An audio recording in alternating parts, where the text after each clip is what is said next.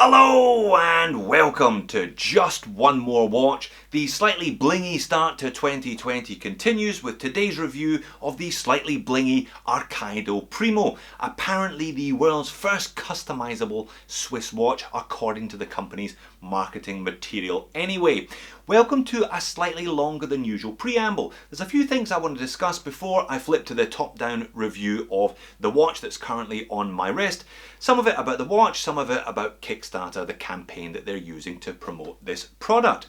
This watch is currently live on Kickstarter, very modest target. This one has been reached and breached some time ago, so it's definitely going to go ahead. There are a number of other reasons why it's definitely going to go ahead as well, but I'll talk about that later.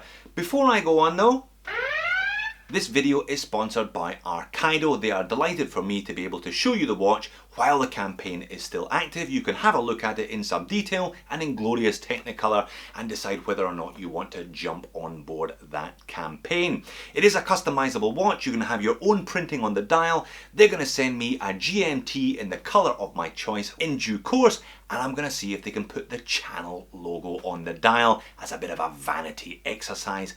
Why not? So I will leave links to that campaign in the description of the video. I highly recommend you check out the campaign, even if you're not particularly interested in the watch, even if you just fancy a little bit of watch-related drama. There seems to be a lot of drama in our male-dominated community of watch lovers.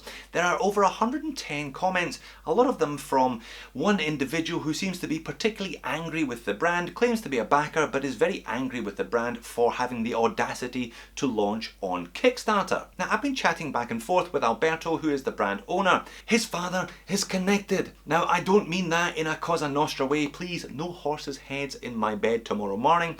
His father is the owner of a big Italian manufacturing company that has been making watches for other people for over 25 years. They have a factory in Hong Kong and a factory in Switzerland, as well as their base in Italy. Now, Alberto wanted to launch Arcaido as their own brand, first time they've ever done that, but he didn't want his dad to bankroll the whole thing, so that's why he's launching on Kickstarter. So then you're definitely not buying a micro brand watch today. Don't think that you are.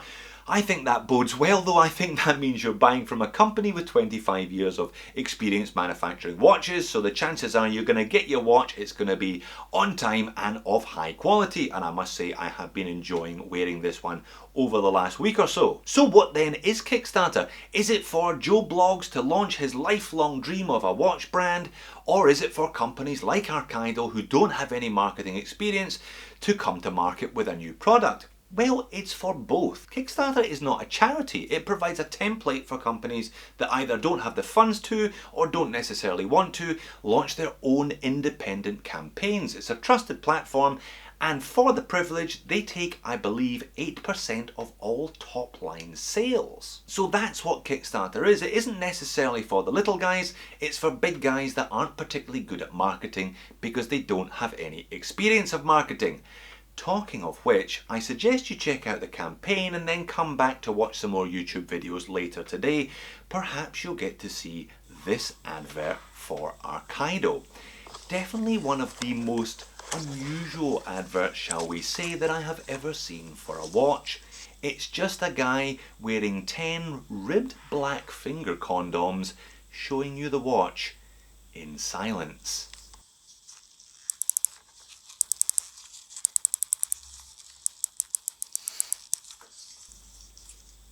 A little bit unusual, a little bit odd if I'm being honest.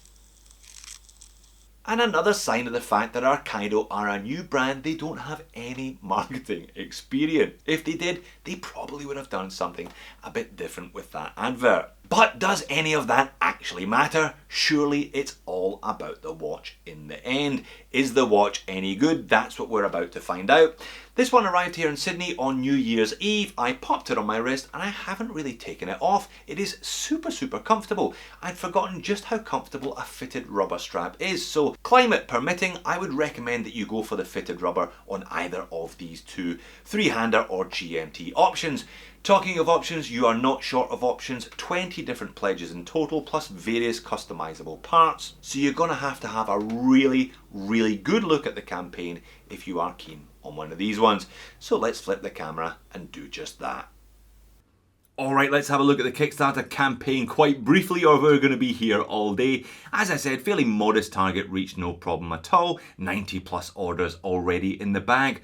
Two basic watches to choose from here today, the Primo 3-hander or the Primo GMT, with various options after that. Prices starting at around 430 euros, that's somewhere in the low 500 US dollars for the Primo 3-hander. But do bear in mind, you're going to be paying 22% Euro tax on top of that if you live in the Eurozone. My choice would therefore be the GMT. I think that is probably the better deal at around 650 US dollars, assuming you live outside of the Eurozone. I think that's a pretty fair price for a Swiss-made bronze GMT with all of the options that are going to be available to you. Really though, this one is all about that customizable dial. If you're called Kevin and fancy having your name on the dial, or you're into fishing and want to fish on the dial, or whatever you can think of really, if you can get it to Arcaido, they can screen print it onto the dial. This is a bit of a unique proposition therefore. And finally, we have a watch on screen. Now this is all I received. I didn't receive the big fancy box that is an optional extra. I just got this watch, blue dialed on the rubber strap. And like I said in the intro, the rubber strap is supremely comfortable. So 42.5mm in diameter, 43 if you include the bezel, 15mm thick.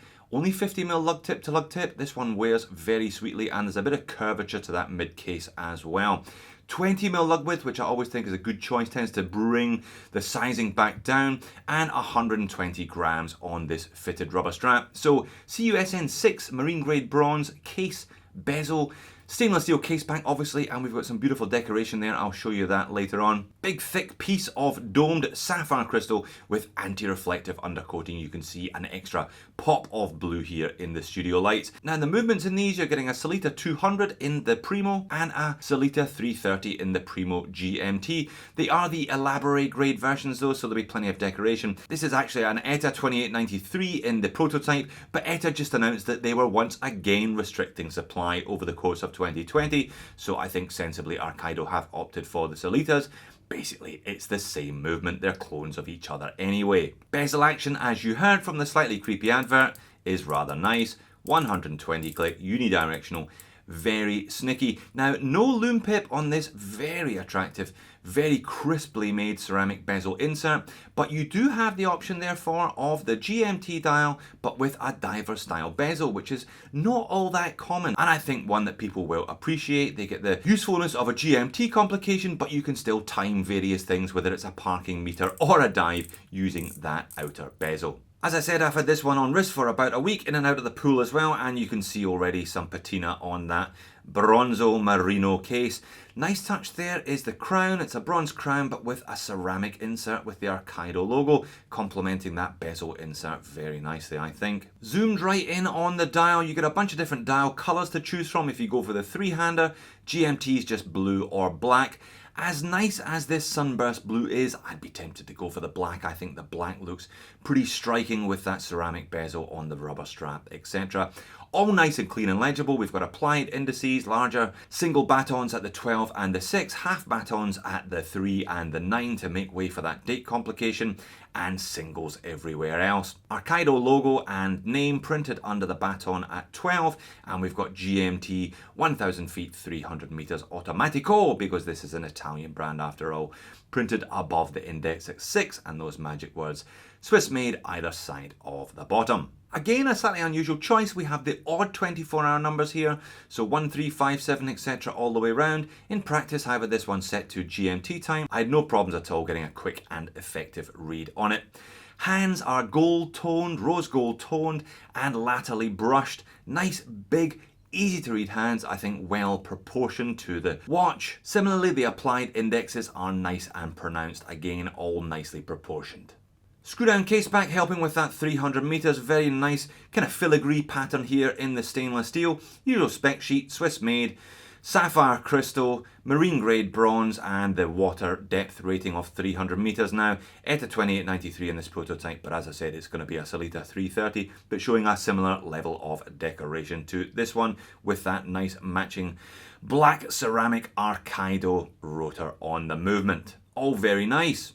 as is the rubber strap, again with that patterning, and it's one of those beautiful ones that smells of vanilla. Lume on all of these watches is Swiss made C1 Super Luminova, so you get that nice bright white initial glow fading to green with time. Plenty of it on the large handset and those applied indices, and always nice to see a lumed GMT hand so it doesn't lose functionality after dark. You'll notice no lume pip on the ceramic bezel insert as discussed, and they've only chosen a single baton at the 12 rather than the normal double baton, but I don't think either of those are a major impediment. I've got a 7-inch wrist for your reference. There is the watch sitting nice and flush, and as I said, supremely comfortable on this rubber strap. I guess the idea is that you spec on a rubber strap for weekends and the leather strap with those bronze end links for the week, if indeed you see this watch as an all-day, everyday 24/7 piece. Proper overhead shot there. I think this one looks good, all nicely proportioned. GMT hand all in white, you can see it just sticking out behind the minute hand there.